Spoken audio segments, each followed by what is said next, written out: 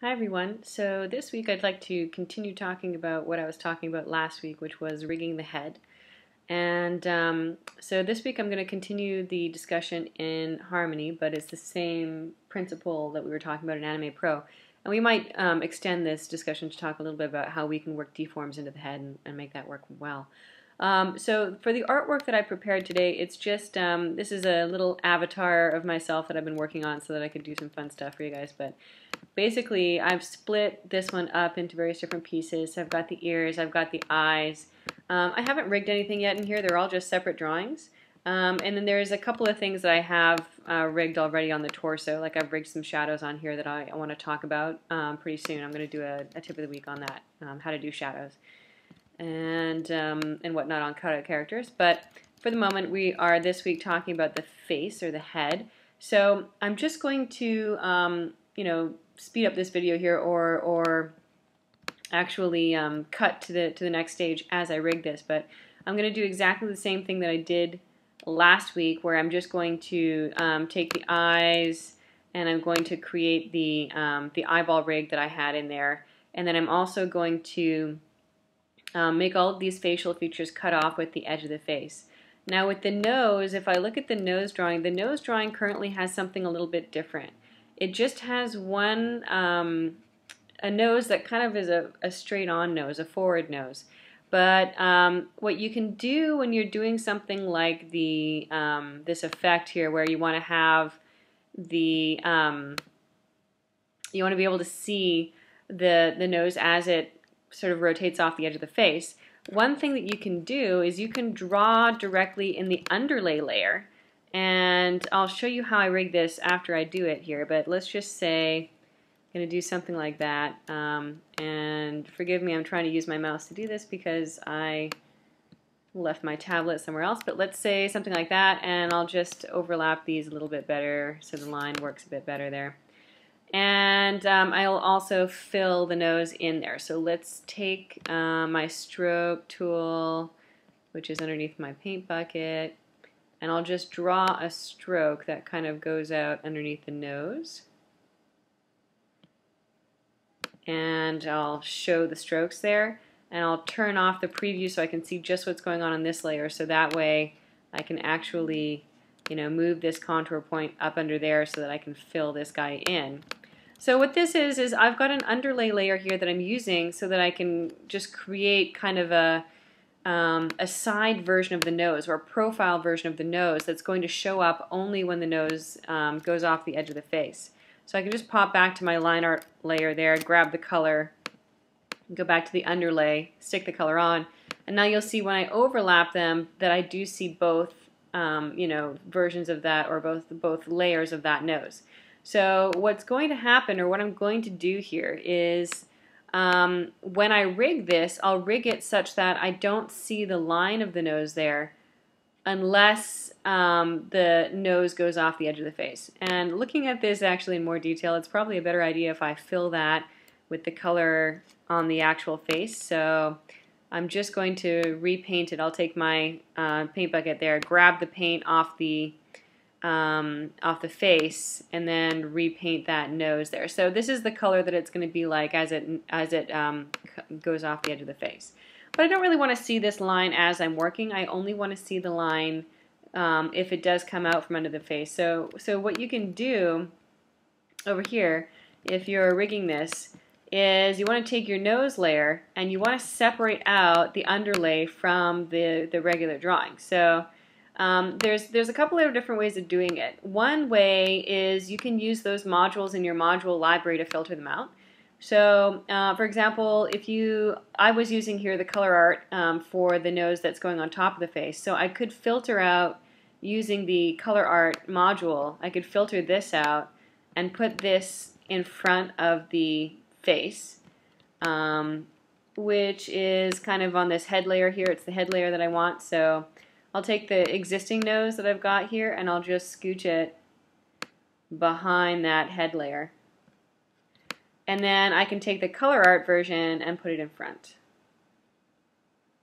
So basically what that's doing is I'm just seeing the color art now in front. And what I realized was I used the wrong module, because if I check out my nose layer, I don't actually have anything in the color art. So that's why I'm not seeing anything. It's the line art that I have it in. So if I had that artwork in the color art, it would show up there, but what you do need to do is you need to use the appropriate module there. So if I just whip that color art back out again, then instead of the color art, I'm actually going to use the line art one, because the line art is the one that I'm actually have the artwork inside. And then if I scooch that in there with that Alt key, now you see that when the nose is, nicely in front of the face, you see that version of the nose. And then what's going to happen is as I mouse off the edge of the face there, let's just pretend, I'm just going to move this ear out of the way for a second. As I mouse off the edge of the face there, it's going to show up as a profile nose. Now, you might want to adjust the artwork a little bit so that you don't see the nostrils fully the way they are right now. And that's something you can do kind of design-wise. And then we'll also filter out so that it cuts off with that face color without cutting off with that, or just basically so that I can disappear that line there. So before I do that though, I'm just going to fade out here for a second, and I'll repeat what I did last week so that I can get all of those facial features cutting off with the face, and then I will return to the concept of the nose in a moment. So come back to you in a sec. Okay, so let me catch you guys up to what I just did. I went in there and I rigged the eyes basically the same way I did in the eyeball tutorial that I did, almost at the beginning of the Tip of the Week series, so a few months ago. So I've got my different layers in there for the highlight, the pupil, the iris, the eyelid, and the iris and the eyeball both have their own peg layers. I went into the different drawings here and I added pegs for each one of the drawings that I want to animate, because I wanted to make sure that I have pegs that I can use to animate those on instead of animating on the drawing. And then what I did was I created a facial features composite here that I can use to gather together all of the facial features. And a couple of things that are important to know about this composite is I go ahead and I set this to be pass-through. The difference between as bitmap and pass-through is that what pass-through does is pass-through just gathers together all those elements without doing anything to them. When you do the as bitmap option there, which is the one that it is by default, and it makes, you can tell because it's a square composite and the pass-through has this kind of, curved edge parallelogram thing going on. When you set it to as bitmap, what it does is it actually flattens all of those layers down to one layer at that point. And it's a bitmap layer. So I really don't want to do that because I want to still have access to these elements as vector elements in case I want to do any kind of effects on them later on. So I'm just gathering them together as a pass-through. And now that I've gathered them together, because this facial features composite is not attached to the rest of the main composite yet, my scene composite down here, those facial features disappear. And in a way, I think this is very handy to make sure that it isn't connected right away, because as you're connecting these things in here, they'll start disappearing and you'll be able to check, okay, I've got everything. Now I've got all the elements that I want to cut off with the face. I'm good to go. Now I can connect this down to my main composite there. Another good way of checking is actually just clicking on the composite, and it's going to highlight all of those elements in blue that you do have selected there, so you know that you've got them all. So once you have gathered together all of those elements, then you're ready now to cut them off with the edge of the face or with the head layer. So I want to take my head layer, and just like we did with the other ones, I'm going to add my color override that I can use to filter out just the skin color. And so I go inside my color override. I'll grab the skin color one there. And if I'm doing a good job here, then I'm going to actually label these. So let's go back in there. I'll take my eyedropper and select the skin color and verify which one it's selected here. So now I can label this one as skin. And let's go ahead and label some of these other ones that weren't done. Most of them were done properly, so I do have labels on them. So I've got hair 1, hair 2. This is hair 3. And then I've got, this is shirt 1, shirt 2, shirt 3. Okay, so it looks like I've got everything labeled properly now. It means that I can go back into my network view, open that color override, and I can very easily find the color that I'm looking for, because the one I'm looking for is skin. Now, in the case where you are going to have shadows on the face directly, now in this case I haven't drawn any shadows on this face, But you see that I have drawn shadows on the neck there.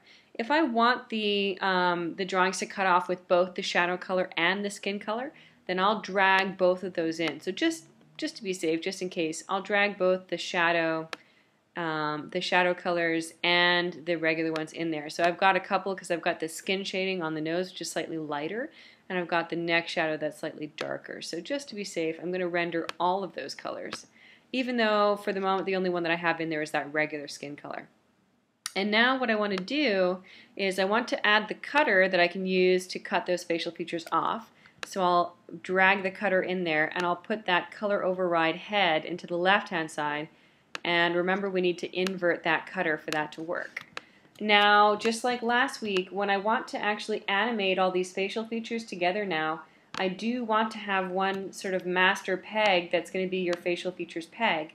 So I'll just go ahead and label this so that I know what I'm touching. Let's call this facial features. And I want this facial features peg to be connected to all of the elements that I want to animate there. You know, I don't usually connect my ears in there. I like to animate my ears separately because they usually change with respect to the perspective. So I really just want my my eyes, my eyebrows, my nose, and the mouth to go in there. And then once I click on that peg with my transform tool active, I can verify that I've got all of those elements in there and that they're cutting off properly. Now, as you're animating something like this, you might use your facial features peg to move things over slightly. And you know, I might want to make sure that the ear that's in the back here, and you should make sure you do label these correctly with front and back. So it looks like I've selected the back ear, but I've labeled it ear front. So let's just make this a little bit easier for myself by actually labeling it the correct thing. And I had to label it all the way to ear back for a moment because I can tell that I've got an ear in the back already, or one that I've labeled ear back already. So if I try to label them both the same thing at the same time, it's going to give me an error saying, oops, you've already got something that's got that name. Now you'll notice that I'm often opening up the layer properties window, so if you're doing that a lot, then you can just go ahead and add it in as a new window, and you can even stick it in between the other two. This is a really handy thing to do while you're rigging, because then if you have your layer properties tab open there as a window, then what happens is when you click on an element, it's going to update the layer properties automatically there for you, so it's going to be a lot faster to work with. So I'll just go back now and I will relabel these other ones so that they match. So this is the ear front peg, and then this one is the ear back peg. So now that makes a lot more sense. So if I want to animate the ear in the back, I probably also want the ear in the back to be physically behind the head. So let's just plop that one back behind the head layer. And I might need to make adjustments on the artwork, but that way when I'm animating this character I can move the ears around, and you know, I could move this ear inwards and scale it up and so on and so forth. Now when you are working with different drawing layers, you do still want to make sure that you do have a peg connected there and that you're animating from the peg. So if I want to animate that ear, I want to animate it from the peg, and I also want to make sure that I have that pivot point in the right spot there to animate this guy so that I can easily scale up and scale down that ear. So to go back to the pivot points, there was a pivot point video that you can review to talk about or to go over how the pivot points work. So for now, having rigged my face pretty much the way I did last week, what I've got is I've got all these elements as separate elements, and I can go up the chain to animate all the facial features together, and they will cut off automatically with the side of the face there. As I animate though, I'm probably going to want to animate these guys independently of each other depending on how this works. So you know, I might want to adjust the positioning, the relative positioning of these elements. And you might also want to have a version of the nose that you can morph to that's not the straight-on nose, so that this looks a little bit better from that perspective. And as you're animating elements that are sliding off the edge of the face, I just want to make sure I have my pivot point and my peg in a spot that's going to be useful for me here. So as I'm animating this off the edge of the face, you will want to scale those elements to give you that sense of perspective, which is really going to help with that. Now, when I was mentioning earlier about the nose and how you can take that nose and you can animate it really off the edge of the face, let's just try to simulate that here. I'll just move my hair out of the way to pretend that I've now animated to the profile view of this face. So I'm moving my ear out of the way as well. Oops, let me move that hair. I don't think I have a peg yet on that hair layer, so I'll nip up to the peg on the ear, make sure the peg on the ear is in the right spot. And then I can animate the ear out of the way there. And now what I'm doing is I'm going to basically animate these facial features until they cut off. And a good idea might be to have another peg that's a group of the eye and the eyebrow. So if I look over here, I've got my eyebrow totally separate from my eye. But if I can group those elements together, and I might want to just reorder these a little bit in my network to make that easier. So I've got the front as one group there, and then I'll take the back as another group here. So then if I reorder these guys, I can take these back ones and then move them next to the eye so that I can adjust these things at the same time. And same thing with these eyebrows, I'll move them over next to this eye over here. So if I want to animate these together, then all I need to do is add another peg for that. So I'll add another peg that's going to be a parent of that first eyebrow, and I can use my Alt shortcut to snip it in there, and then I'll just add that in. So you see now I'm able to grab the eye and the eyebrow together and animate those, which is really helpful when you're doing things like animating off the edge of the face. So then I can do the same thing on this eyebrow. Control P or Command P to add a peg there in your network, Alt to slide it in, and then you can nip that in there. So now I have this extra level of control that I can use to animate these guys. And so now as I animate this off the edge of the face, of course that one's going to get smaller. And then as I animate the nose off the edge of the face, you see that I now have the ability to have that nose there. And what you want to do actually in the case of the nose is you want to have the skin color of the nose going in front of the line on the face. So let me just pause for a second here and then I will tell you how to do that. Alright everyone, so I was at the point where I was going to show you how you can do a cool trick with the nose to get the nose to go from a kind of a front nose to a profile nose. So what I've done now is I've taken that nose layer that I had, which kind of just looks like this. It's not a very exciting nose. And I've split that up now into two pieces. So I've got the nose layer that I had originally, and then I've got separate from that a nose back area. And when I first was starting this in the other example, I had put the nose back in the underlay layer. And it's good to have just the skin color of the nose here. But you don't really want to have the line of the nose in the layer that's going in front of everything, because if the line of the nose is there, then you'll see that line in front of the face. So what you want to do instead is you want to have this nose layer in front, which has the nose bits that are going in front of the face, and then you'll have a kind of a copy of that in the back, and then this copy in the back is going to include the the piece that has the line on it. So you can have this be in the line art or in the underlay. It doesn't really matter what part of the drawing it's in. So then what happens is what you see in front is you've got that nose layer in front that has a peg layer attached to it.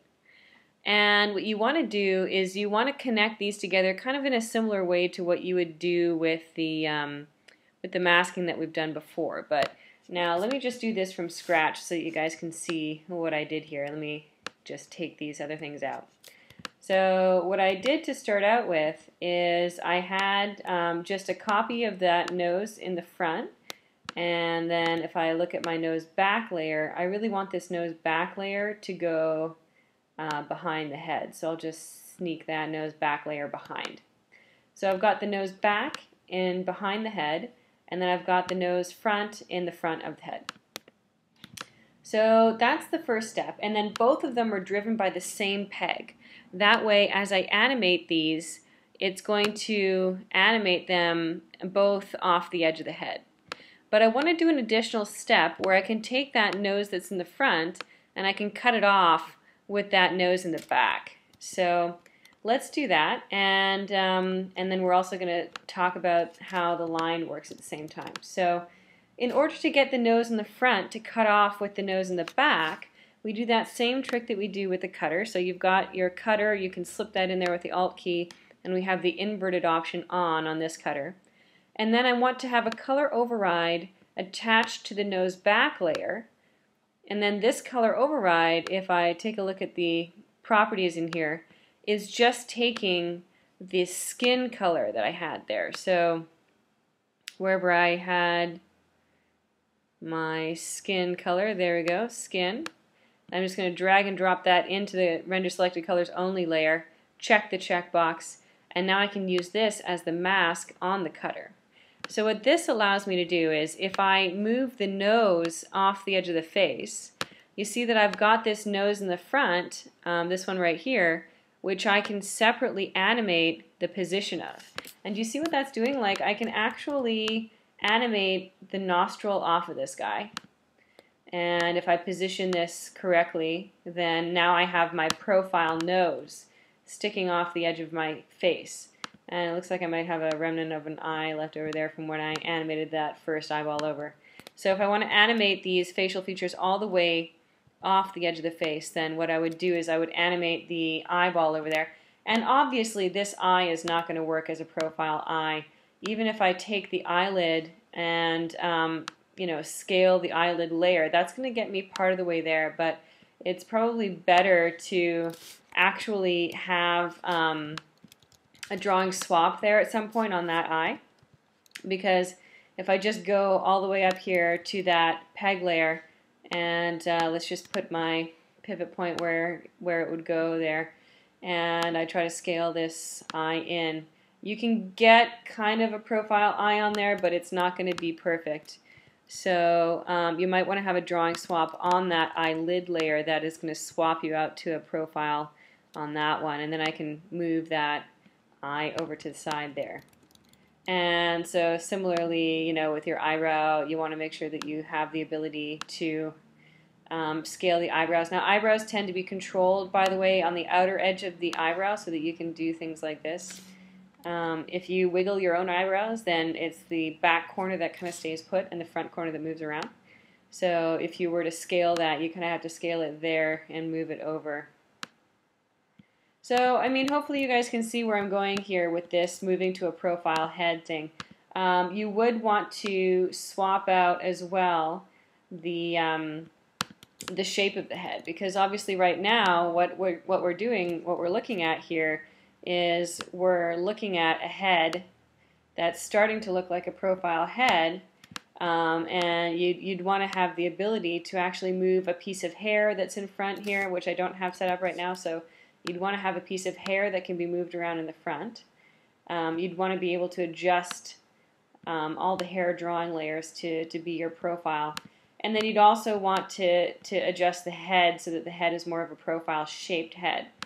And I was hoping to be able to get to that this week, but unfortunately it's been a little bit too much time for me to explain the extra rigging stuff that I wanted to explain there. So it's going to be kind of tough for me to go into shaping that head, but I'm just going to simulate it there by doing something kind of like that. So I know that doesn't look like the best example, but if you can just picture here what you could do with this artwork, the main key is to understand how things are going together.